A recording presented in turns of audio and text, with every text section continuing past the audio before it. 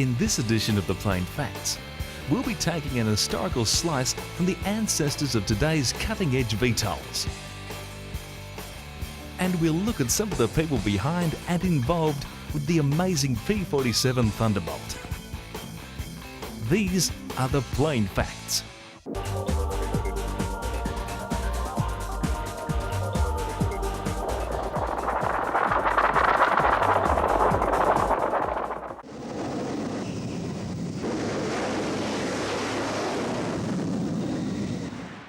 Most of the world's frontline fighters have heritages that date back to the mid-1960s. This is also true regarding the West's only vertical takeoff and landing fighter, the Harrier jump jet. Of all the fighters in service during the last half of last century, it is the Harrier that was one of the most radical. But as the clock moves us forward into this new century, new thoroughbred fighters are emerging, and the Harrier's replacement is an outstanding technical achievement.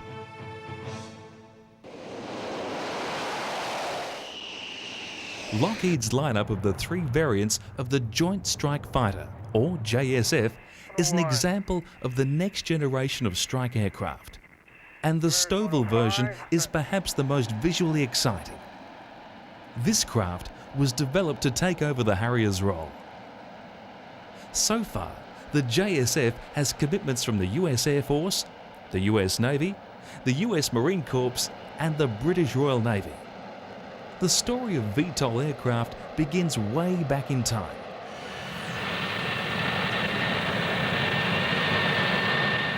The Hawker P-1127 was a single-jet engine plane and was the first real and workable VTOL. It was a pioneer that showed the world that a jet aircraft could take off and land like a helicopter, yet reach jet fighter speeds. This later P-1127 was called a Kestrel, and its first flight took place during March 1964, 3.5 years after the first tentative hover of the original P-1127. In horizontal flight, it performed admirably against the full-blown fighters of the day, but it could also make a vertical landing, and this was the real strength of the craft. At the Farnborough Air Show, two Kestrels showed a stunned crowd what they could do. They outperformed a Hunter fighter jet. They beat the Hunter in speed, range, and rate of climb. The breakthrough to achieving reliable VTOL was the Pegasus engine. It was designed by the Bristol Siddeley Company, which became part of Rolls-Royce in 1966. The uniqueness of the engine was 4 rotatable nozzles that determined the aircraft's direction. The single-jet engine was about 8 foot long. However, for its day, it was extremely powerful. It generated about 21,500 pounds of thrust. With the nozzle unit already in place, the engine was lowered into the airframe. To give the plane maximum hover and landing maneuverability, the nozzles were arranged with 2 forward of the plane's centre of gravity and 2 rearward. 2 compressed air-driven motors were employed to drive a system of rods and chains, which moved all 4 nozzles in unison. Their full rotation is 99 degrees, and they can achieve that in 1 second. By mid-1960s, P-1127s and Kestrels made hundreds of VTOLs in a variety of conditions and environments, such as water-sodden runways, deserts, and grass fields. It was learned that some conditions weren't suitable for VTOLs. Engine exhaust from a Harrier's underbelly vents can kick up large pieces of material that can get sucked into the craft's air intake, and this virtually chokes the engine. The craft loses lift and crashes to the ground. However, the pilots of the planes were already able to conduct STOs, or short takeoffs, which proved to be a better proposition than VTOLs.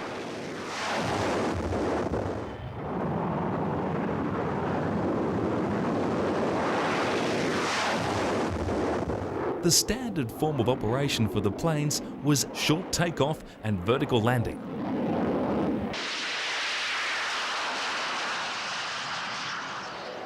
At air shows, Kestrels were a crowd pleaser.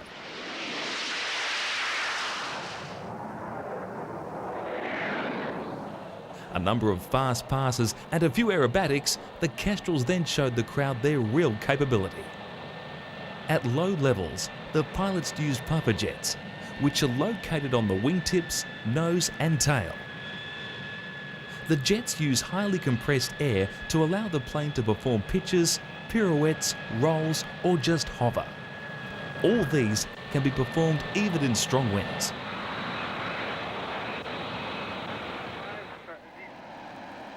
Like the Kestrels, the JSF-35 will undoubtedly be an air show favourite.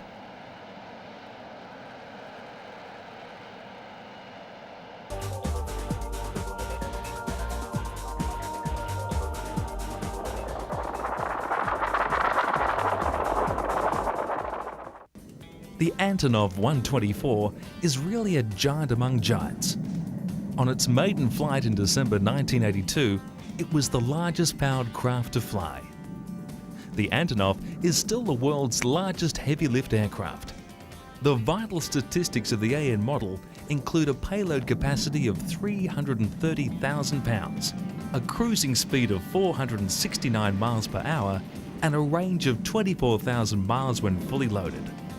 Testimony to its capability is an entry in the Guinness Book of Records of an Antonov carrying a 135-ton payload. It is recorded as the heaviest single cargo to be carried by air. The 124 is capable of front and rear loading or even drive-off and drive-on loading, which was originally designed for military use.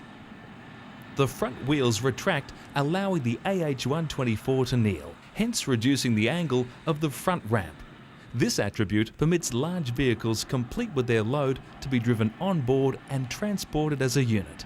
It's a military design that has helped establish a new segment of the air freight market, the transportation of oversized and very heavy cargoes. At air shows, the 124's size and handsome appearance always draws crowds. The size of the cargo hold is approximately 131 feet long and 20 feet wide. Its overall length is 227 feet and has a wingspan of 240 feet.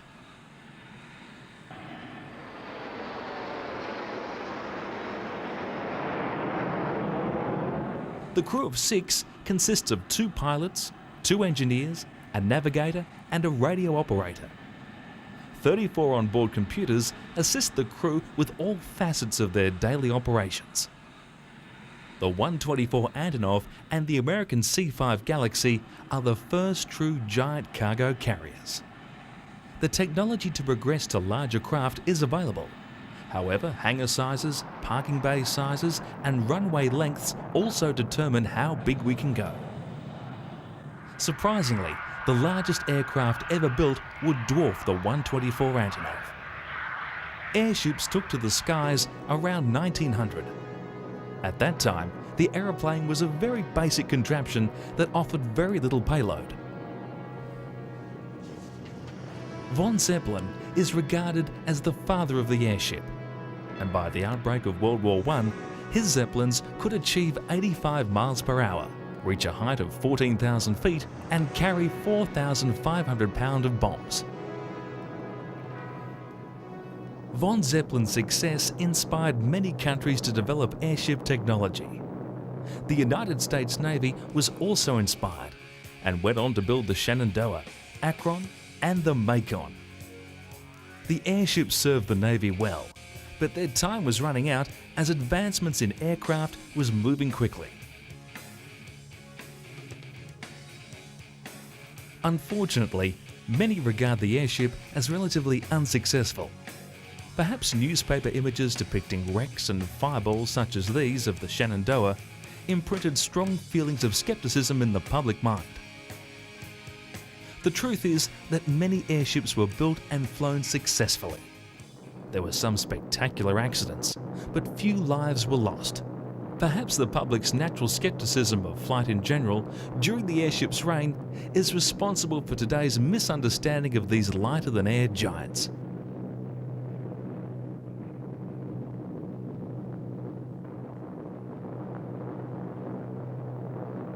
The airships of yesteryear are still the largest craft ever flown. The Hindenburg was over 820 feet long, and that is more than twice the length of anything we'll fly today.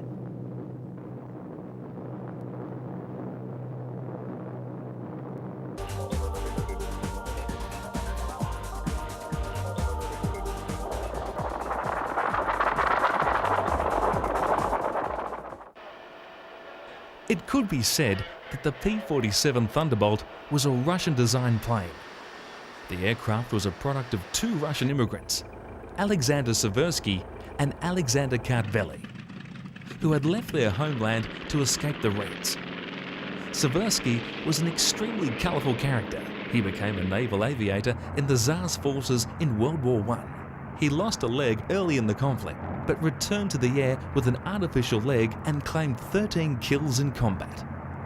In 1918, after the October Revolution of 1917, Seversky was sent to the US as part of a military mission. Having no confidence in the new regime, he decided to stay in America and become an aeronautical engineer. Seversky obtained American citizenship in 1927, and during 1931 he founded Seversky Aircraft Company. The company was very small, with Seversky acting as president, designer and test pilot. But he also hired a fellow Russian expatriate named Alexander Kartveli as design engineer. He was an original designer with many innovative ideas, and eventually became chief designer when Seversky became preoccupied with the business aspects of running the company. Seversky gathered momentum for his company by participating in the Bendix series of craft races during the 1930s.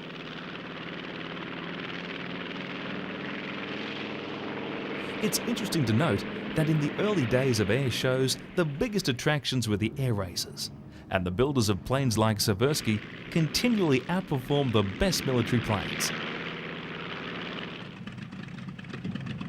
Seversky had one of the most notable aviators in history to fly his planes, Jackie Cochran.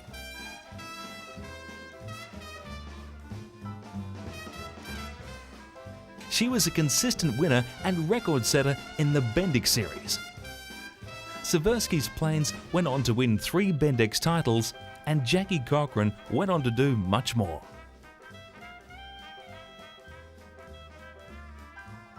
In 1943, during the war, she was the director of the WASPs, Women's Air Force Service Pilots Program. Their job was to fly the planes from the factories to the place of shipment for active duty.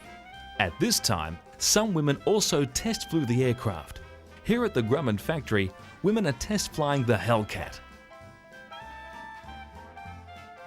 Through this program, Jackie Cochran was awarded the Distinguished Service Medal for services to her country during World War II. During the war years, much competition flying was put on hold. However, with so many surplus warbirds available after the war, a sport known as pylon racing became very popular with both pilots and spectators. Today, there are many classes of racing, but it is still the warbirds of the Second World War that many people find most interesting, if not romantic.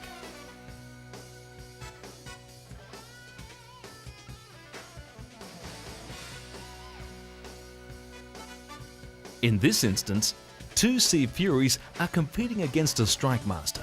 It is possible that this is the first time propeller planes have been faced off with a jet.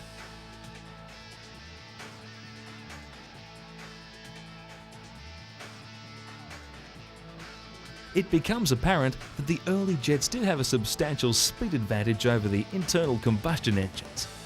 However, the Sea Furies are displaying an ability to hold a much tighter turn than a jet.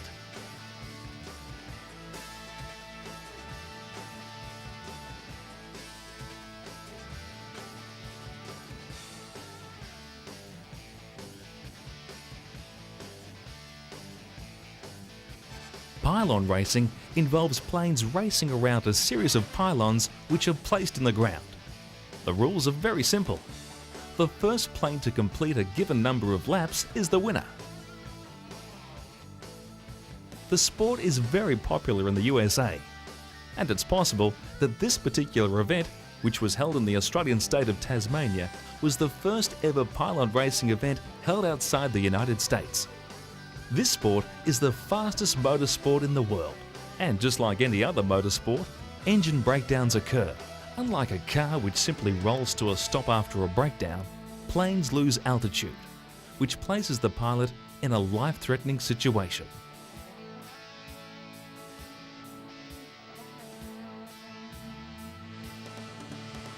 This plane has just suffered a malfunction and pulls out of the race.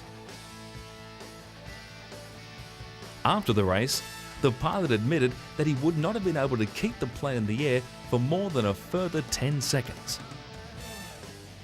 Notice the front wheel wobble when the plane lands? It's the engine vibration that's causing this wobble. It was a close call like this one that made Seversky consider giving up competition flying. Also, the US military disapproved, as they were not keen to lose Seversky's talent to a crash.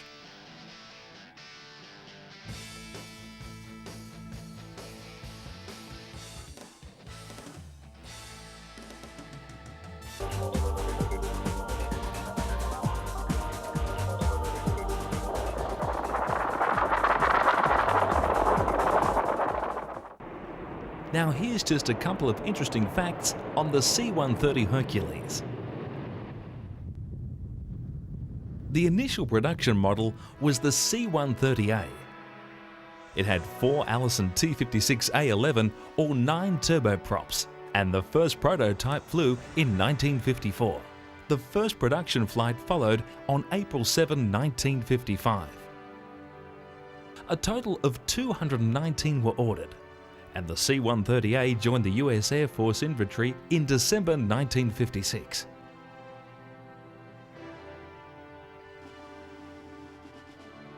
This aircraft is still in production today, but not one piece of the original design is found in the latest J model. The C-130 has more variants than any other aircraft in history. The C-130B used upgraded Allison T56A7 turboprops. The original 3-bladed propellers were replaced by 4-bladed units. The first of 134 entered Air Force service in April-June 1959. The B model carried additional fuel in the wings and had strengthened landing gear.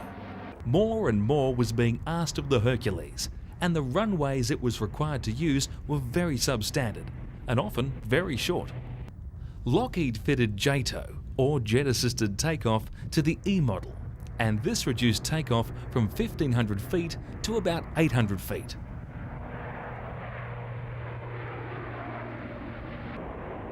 Vietnam really proved what a great aircraft Lockheed had produced. An example of the C-130's abilities can be found in the history of the Marine base at Khe Sanh. In early 1968, the Communists surrounded the Marine base.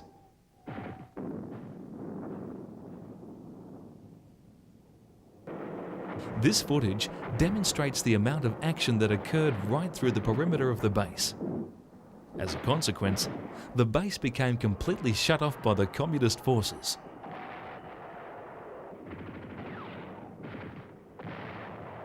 The Marines desperately depended upon the C-130s to maintain a supply line.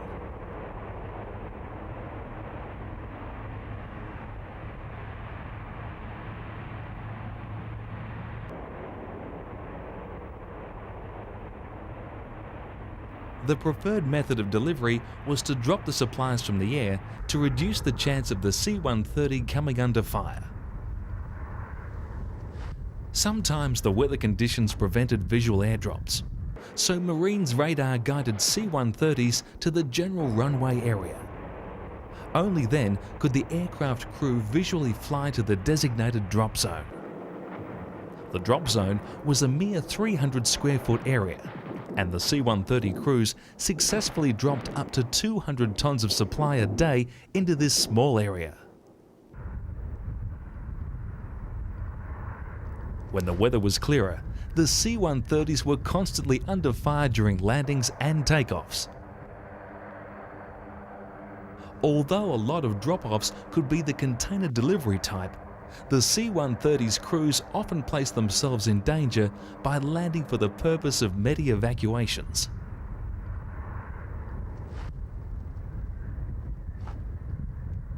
During the Vietnam War, the C-130 was also used very efficiently as a bomber.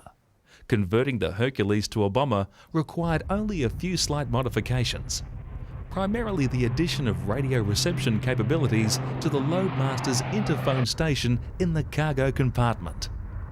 The C-130 loadmaster would actually release the load, an operation that gave them the distinction of being the only enlisted men in the Air Force to release an aerial weapon.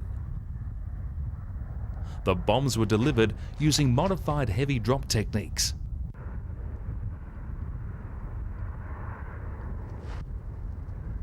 Not only did the impact zone become enemy-free, the cleared area could be used by helicopters to ferry in troops. These clearings were very safe for the troops, as everything within a mile of the blast was either killed or temporarily incapacitated by the explosion.